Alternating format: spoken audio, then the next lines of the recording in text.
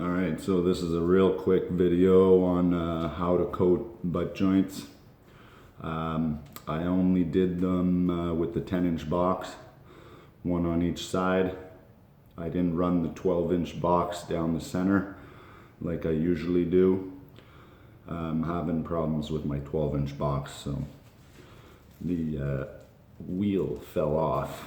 I usually never use the wheels, but it's a pain in the butt if they're not there, because then it'll scratch your wall if you're not too careful. So I'm just gonna do them all by hand and possibly 2-coat, done deal. So here's how I do it. I always use a hawk and trowel for stuff like this, just because the bar that you have in the center of the trowel keeps the actual blade a lot stiffer compared to a knife. It's really hard to gauge how much mud you're leaving on or off, and I always get hollow corner beads when I use a knife for corner beads. With the trowel, never. 2 coats all day. Curved trowel for the first coat. Second coat, I use my big boy. This one is a 13 by 5 trowel. It's my favorite by far. I don't like those skinny little trowels, because what happens is your knuckles, I don't know how I could show this, but see, when I hold the trowel, my knuckles don't stick out past the edge of the blade.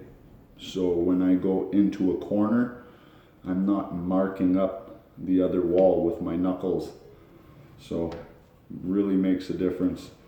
And 13 inches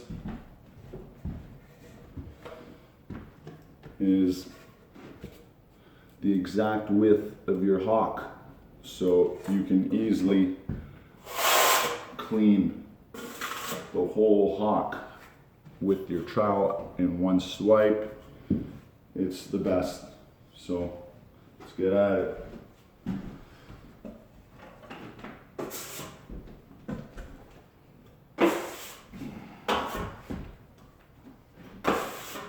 See, this is probably enough mud for 2, but so I don't know. I don't like it too thin or too thick, because too thick is hard on the shoulder, and too thin makes a mess. See, it's got a little bit of run.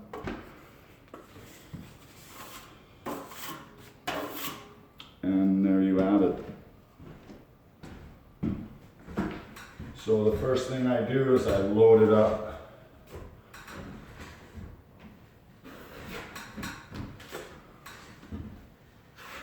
And I do short little runs on the ceiling, or else it falls everywhere.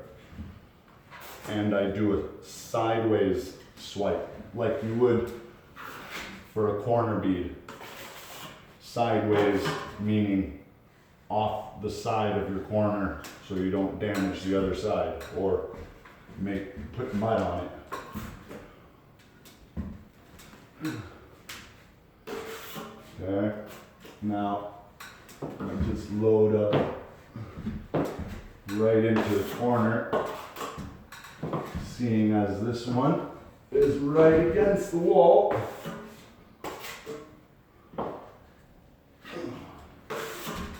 Okay, now I can put it on the front, the tip,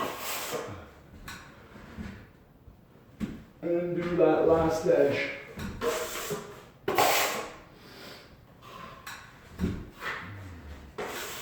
I like to stop my butt joints halfway through the flat and just a little bit wider than my 10-inch box, like around here.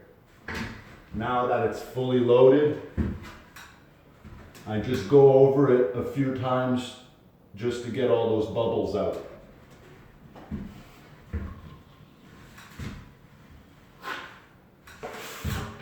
One way, the other way. And then square off that edge. Okay. And for me, that's the most important part, is going one direction, then the other, then the other, then it just eliminates bubbles a lot better.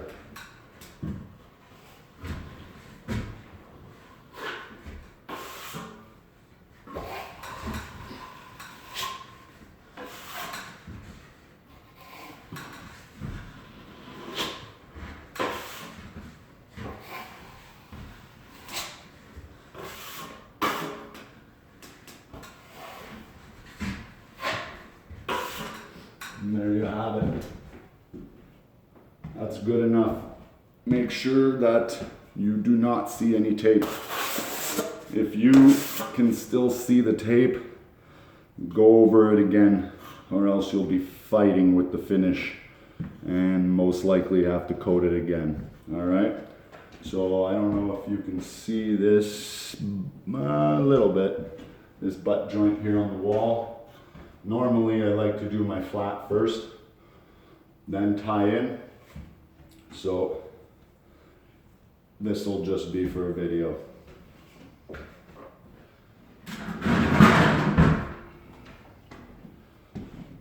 But actually, let's see, that one right there. All right. Now I probably don't have enough mud. Let's see. Because see, look, right now if I'm to test this butt joint, she's humped. And on a 13-inch trowel, I got about 1/8 on one side, and 1/8 on each side, teeter-tottering, so it's not bad.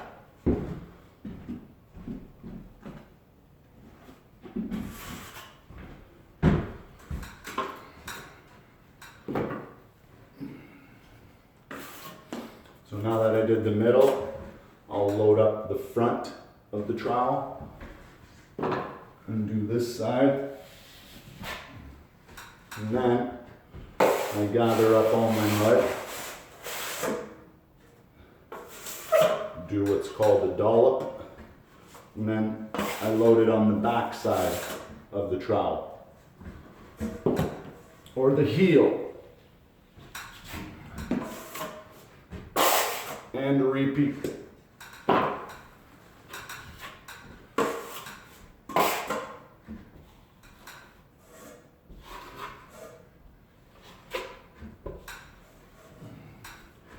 Now, I'm a little bit OCD. I like my butt joints to look like they got finished with a box. Nice, straight, perfect. And it looks better at the end too.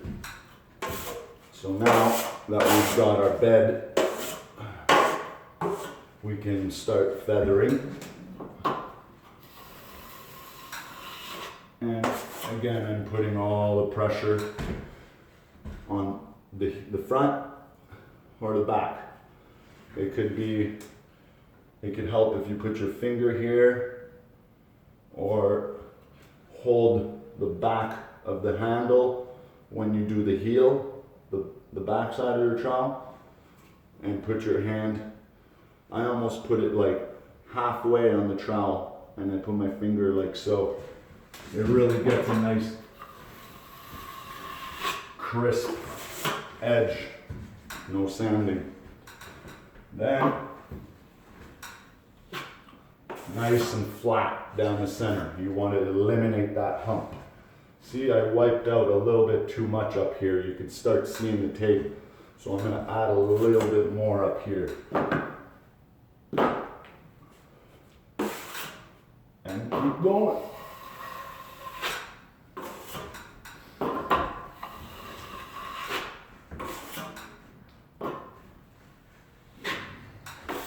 Now when I'm wiping that top part that the tape was poking through, I'm going to wipe a little bit less pressure.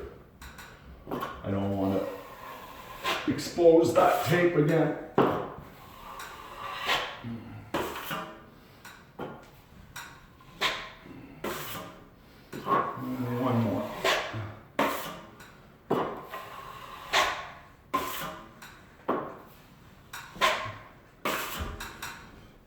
That's all she wrote.